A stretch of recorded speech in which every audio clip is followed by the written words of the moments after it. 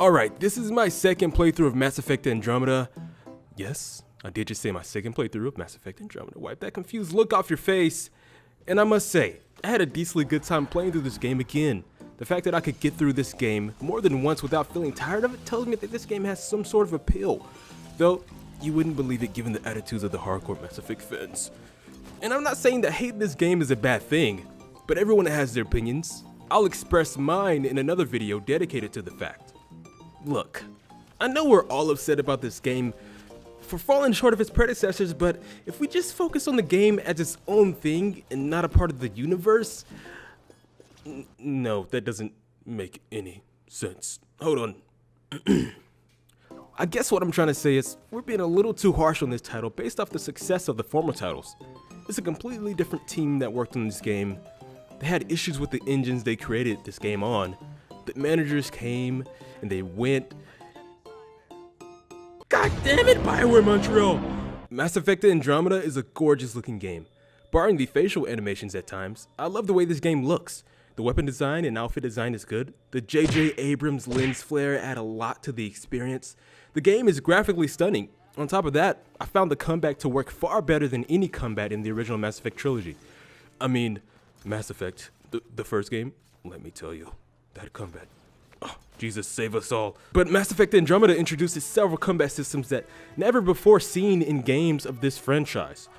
The amount of options for loadouts, guns, mods, and abilities is breathtaking. I was unable to use them all. Though, one build I did try, I like to call Space Ninja.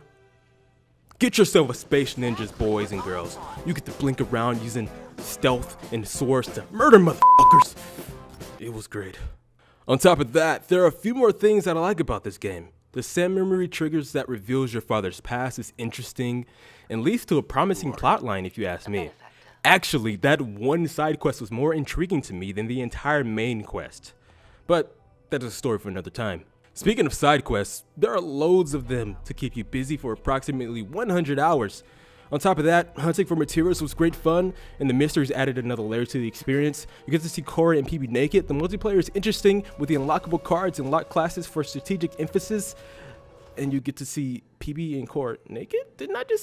I mean, this game does have some good, dare I say, great things about it. Unfortunately, the game, especially at launch, was riddled with glitches, both audio and animation related, some of which are still in this game to date. I've had instances where I've made the wrong decision because the game simply didn't play the audio it was supposed to play to give me context of the situation. Not to mention those eyes on Ryder. What the fuck are those eyes? I mean, look at these animations. He looks high. I'm so high right now, but I love you, Mom. I love you. Both of you. Live your lives. Do great things. I see so much potential. This is just as emotional as that time that I dreamed an alien probed me.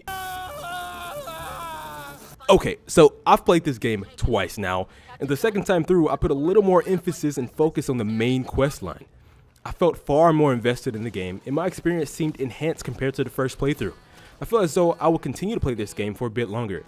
It has some things I'm interested in exploring, and the multiplayer is fun to pass time with. The game is also a decent benchmarker, but it doesn't take a Mass Effect fanboy to tell that this game's story mode does lack soul and is prone to glitching out on a fairly consistent basis. But I like it.